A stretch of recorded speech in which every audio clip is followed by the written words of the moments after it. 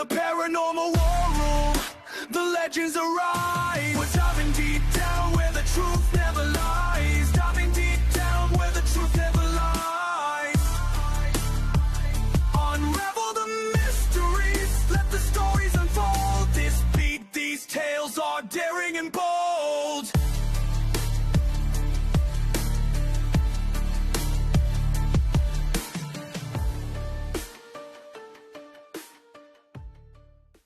Hey guys, I've been thinking about something I could do for summer. You know, something I could do that doesn't involve a guest or having to do anything like that. So I was thinking, one of my fondest memories from summers when I was a child was attending summer camp. I only done it once, but I still remember it like it was yesterday. And I got to thinking, there's a lot of, paranormal stuff that goes on at these camps. So I thought, well, maybe I'll look into this. I got to searching on the internet and I found a lot of stories about haunted summer camps. So I thought I'd try to do a little series called Haunted Summer Camps of America. And what I'm going to do is I'm going to highlight a summer camp each week and just give its story and maybe some of the paranormal background that goes along with it. So this week we're going to cover Camp Rutledge in Georgia. Now, when most people hear the word summer camp, they think of cabins, canoes, campfires, bug spray, ghost stories, and kids trying not to get caught sneaking out after the lights are out. But horror fans, they hear something different. We hear footsteps outside of a cabin. We hear twig snaps in the woods. We hear a counselor say, "Stay together," right before somebody absolutely does not stay together. Summer camps are supposed to be safe places. They're supposed to be where kids go to swim, hike, make friends, roast marshmallows, and come home with stories they'll tell for the rest of their lives. But there is something about a camp at night that feels different. During the day, it's all sunlight on the lake, kids laughing, screen doors banging, and counselors blowing whistles. But after dark, the same lake turns black, the woods close in, the cabins start to creak. The trails that looked harmless at noon suddenly look like they lead somewhere they shouldn't. And that's why summer camps and ghost stories go together so well. Every camp has a legend. Every camp has that one cabin nobody wants to sleep in. Every camp has that one trail counselors warn kids not to take. Every camp has a story about a camper who vanished, a counselor who went crazy, or a spirit that still walks the grounds after everyone else has gone to bed. But tonight we're not talking about Camp Crystal Lake. We're talking about a real place. It's a real camp with a real set of cabins. It's got a real lake, and it's a place in Georgia called Camp Rutledge. Camp Rutledge sits inside Hard Harbor Creek State Park near Rutledge, Georgia. Just the name alone sounds like it belongs in a horror movie, Hard Labor Creek. And tucked inside the park is a camp that has built up a reputation as one of the most haunted campgrounds in Georgia. This place has all the ingredients for a perfect campfire story. It's got old cabins, dark woods, a lake, a history that goes back to the Great Depression, and reports of something moving through the camp after dark. Camp Rutledge was built in the 1930s during the Civilian Conservation Corps era. That means this place isn't just some modern campground with a few spooky rumors attached. It has been sitting there for generations. Think about that. Almost 90 years of people walking these grounds. Workers building the camp, families visiting, kids sleeping in the cabins, counselors telling stories by the fire, people growing up, leaving, coming back and saying, something feels strange here. And over time, Camp Rutledge became more than just a camp. It became a legend. The stories usually center around two main spirits. One is said to be an angry man. The other is said to be a young boy named Ethan. Let's start with the man. According to the legend, this unknown male spirit is not quiet. He's not shy. He's not the type of ghost that simply appears in the corner of your eye and disappears when you turn your head. This spirit makes himself known. People say he knocks on cabin walls. They say he stomps around the camp at night. They say doors slam when no one else is there. Now imagine in one of those cabins after midnight, no TV, no city noise, no traffic, just the dark woods outside, the sound of bugs, maybe the wind in the trees, and then suddenly, boom, something hits the wall.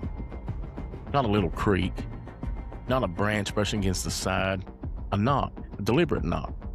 You freeze. Everyone in the cabin goes silent. Then it happens again. Boom. This time, closer to the door. Somebody whispers, "Did you hear that?" And of course, everyone heard it, but nobody wants to be the first person to say what they're all thinking, because once you say it out loud, it becomes real. Then the door rattles, or maybe a door nearby slams shut. And now you have a choice. Do you open the door and look? Or do you stay inside and pretend you didn't hear anything? This is the kind of fear Camp Rutledge is known for. It's not just, "Hey, I saw a shadow." It's physical, it's loud, it's something interacting with the cabins, something that wants attention. Now, then there's Ethan. Ethan is described differently.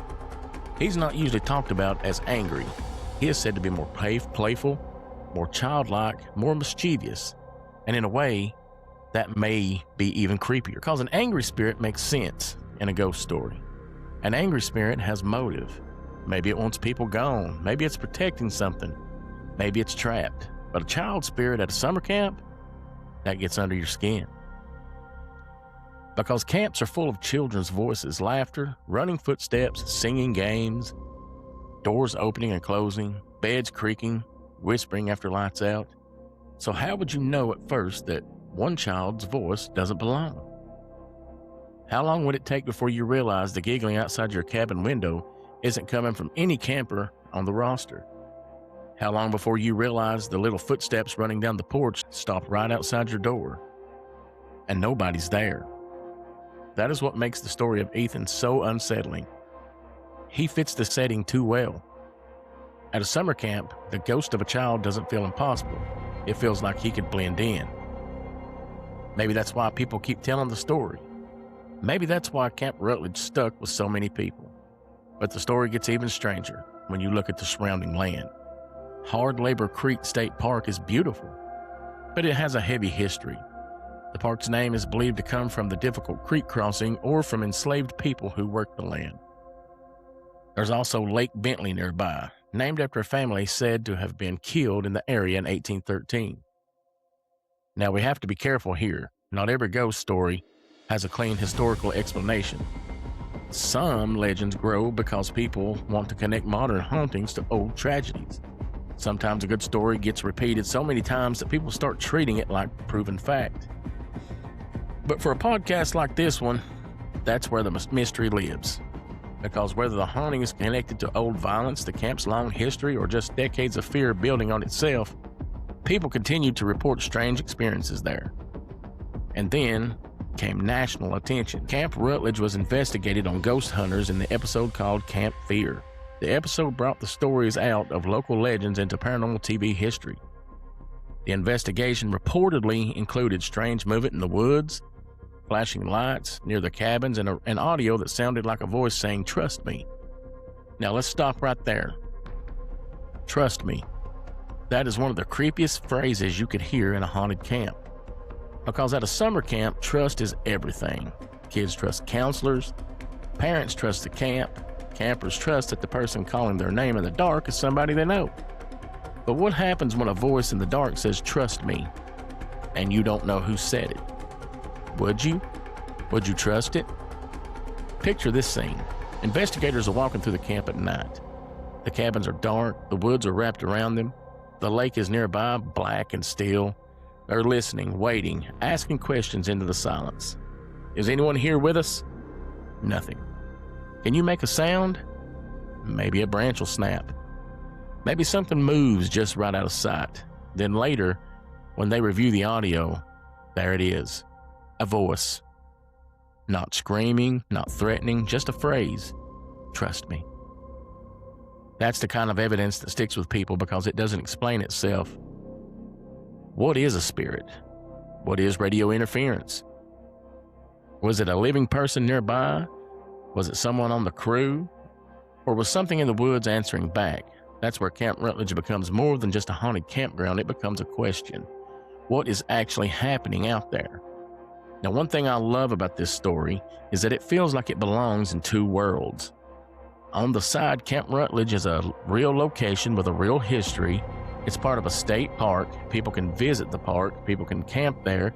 It isn't some made-up location from a slasher movie, which I love those slasher movies. We all know that. But on the other side, this place feels cinematic. And that's not just because it looks creepy. Hard Labor Creek State Park has actually been connected to horror filming. Nearby Camp Daniel Morgan, also inside the park, was used as a filming location for the Friday the 13th Part 6, Jason Lives, and Fear Street Part 2, 1978. So this area is literally tied to summer camp horror, and that makes it even better. I will say this, Friday the 13th Part 6 is my favorite Friday the 13th of all time. And if you listen to my podcast, remember that. It's a podcast where we discuss horror movies every week. We're going to be doing that pretty soon, so, be on the lookout for that. But back to the story. Now, you have a real haunted camp legend sitting near a real horror movie film location. You have a place where the line between campfire story, ghost investigation, and slasher movie atmosphere gets very thin. And let's be honest, this is exactly the kind of place horror fans want to talk about. Because when you watch Friday the 13th, you know it's fiction. But when you hear about a real camp where people report knocking on cabin walls, slamming doors, childlike activity, and strange voices in the dark, that hits different. Because you can imagine yourself there. You can imagine sleeping in one of those cabins. You can imagine waking up at 2:30 in the morning and hearing footsteps on the porch. Slow footsteps, not running, not casual, heavy, purposeful, coming closer, then stopping right outside your cabin. At this time, you'll hold your breath. Your friend across the room whispers to you, "Don't move." Then, 3 knocks hit the wall. 1, 2, 3. And then silence. That's the power of a haunted camp. It doesn't need a huge monster. It doesn't need blood everywhere. It just needs a cabin in the dark with something outside that should not be there.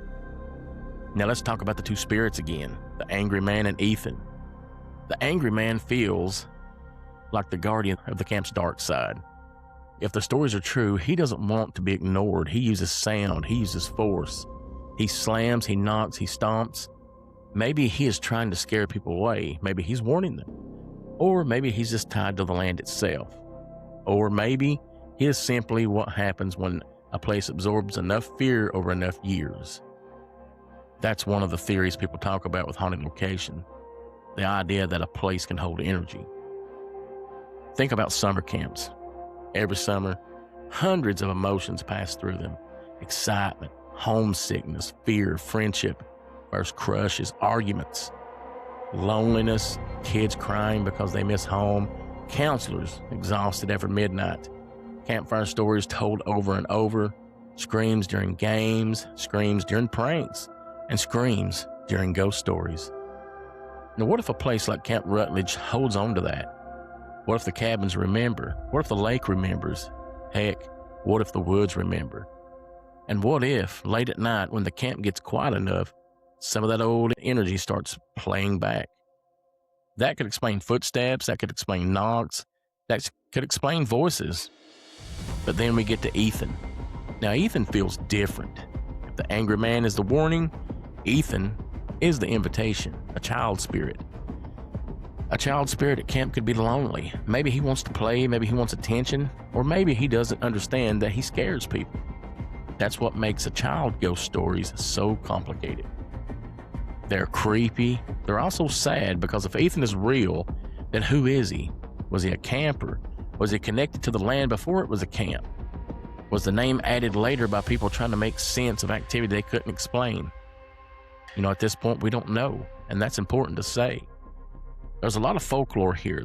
There are stories, there are reports, there's paranormal TV coverage, but there is not a neat little file that says, here is exactly who Ethan was, here is exactly what happened, and here is why he is still here. The mystery is all part of the story. Sometimes the scariest ghost stories are the ones that don't give you the answers, because then your imagination does the rest. And your imagination is always worse. Here's how I picture Camp Rutledge at night. The sun goes down behind the trees. The last orange light fades off the lake, and then the cabins turn into dark shapes. The woods go from green to black, Inside one cabin, a group of people are trying to sleep. Someone laughs nervously and says this place really isn't really haunted. But nobody answers him, because everybody wants that to be true. Then from outside, somewhere near the tree line, they hear what sounds like a child laughing. Just once. One short little laugh. Everyone sits up. One person says, "Was that one of us?" No. Then they start to hear the footsteps, small footsteps, running across the leaves. Then silence. A few seconds later, something heavy hits the side of the cabin. Boom! Now, it doesn't sound like a child anymore. Now it sounds like something bigger, something angry, something that doesn't want them there. And this is where Camp Rutledge gets under your skin, because the stories don't all feel like the same haunting. It feels like layers, a playful presence, an angry presence, strange lights, movement in the woods, a voice saying, "Trust me." That could mean several spirits are there. Or it could mean one location that makes people experience different things depending on where they are, what they believe, and what they bring with them. There is another possibility too. Maybe Camp Rutledge is haunted because people expect it to be haunted. That doesn't mean people are lying. Expectation is powerful. If you walk into a place already scared, your brain starts scanning for danger. A raccoon becomes footsteps. Wind becomes whispering. A loose cabin door becomes a slam. A reflection in the woods becomes eyes. And before you know it, your body is reacting like something supernatural is happening. But here's the problem with that explanation. It doesn't explain everything. It doesn't explain multiple people hearing the same knock. It doesn't explain recorded audio that sounds like a voice. It doesn't explain why stories keep coming from the same area. Skeptics can explain some things, and believers can explain some things, but Camp Rutledge sits in the gray area where both sides still have questions. And that's why it works so well as a podcast story. We don't have to force the answer. We can sit with the mystery. We can say, here's the history, here are the reports, here is what investigators claimed to experience, and here is why people are still talking about it. Now, if I were spending the night, I'll tell you exactly what would mess with me the most. It wouldn't be the woods, it wouldn't even be the lake, it would be the cabins, because cabins are supposed to protect you from what's outside. That's the whole point of them. You go inside, you shut the door, you climb in bed, and whatever's in the woods stays in the woods. But at Camp Rutledge, the stories say the activity comes right up to the cabins, knocks on the walls, slams the doors, and moves around the buildings. That changes the whole feeling of this place. Because now, the cabin isn't protection. The cabin is the thing being touched. It becomes the drum something is beating on to let you know it's there. And if the knock is on the outside wall beside your bed, there is only a few inches of wood between you and whatever made that sound. Now, to me, that's terrifying. And then there's the phrase again, "Trust me." Keeps coming back to that because it sounds so personal. A lot of ghost evidence is vague, a whisper, a breath, a noise, a syllable. But trust me feels like communication. It feels like persuasion. It feels like something asking you to lower your guard. And in horror, that never ends well. So the big question for the night is Camp Rutledge haunted? Or is it a perfect storm of old cabins, dark woods, campfire legends, horror movie energy, and human fear? And quite honestly, it could be both. A place can be haunted by spirits, but it can also be haunted by stories. And sometimes stories are what keep a ghost alive. Every time someone tells the legend of the angry man, he knocks again. Every time someone talks about Ethan, people listen for childlike footsteps. And every time someone hears about Trust Me, they imagine that voice in the dark. That is how haunted places grow. They don't just exist, they are fed by fear, by curiosity, by campers daring each other to go outside, by investigators walking through the woods with recorders, by people like us sitting here telling the story again. And maybe that's what Camp Rutledge wants. Maybe it wants remembered. Maybe the angry man keeps knocking because people keep coming. Maybe Ethan keeps playing because somebody keeps listening.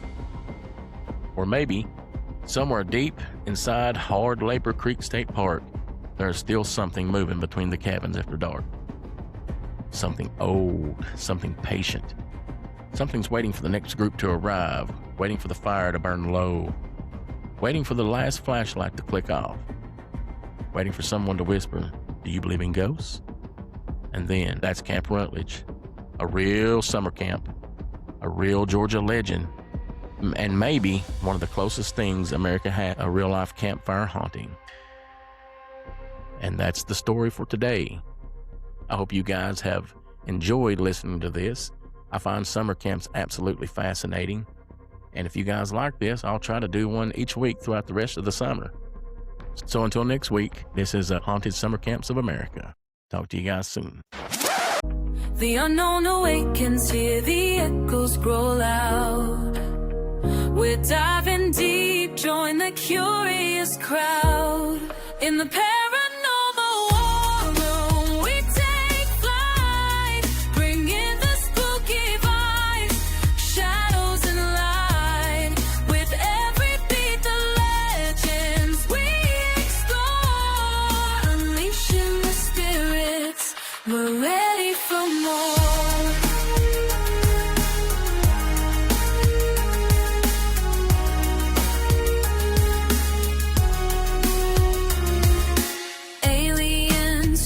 Down like thunder from the skies.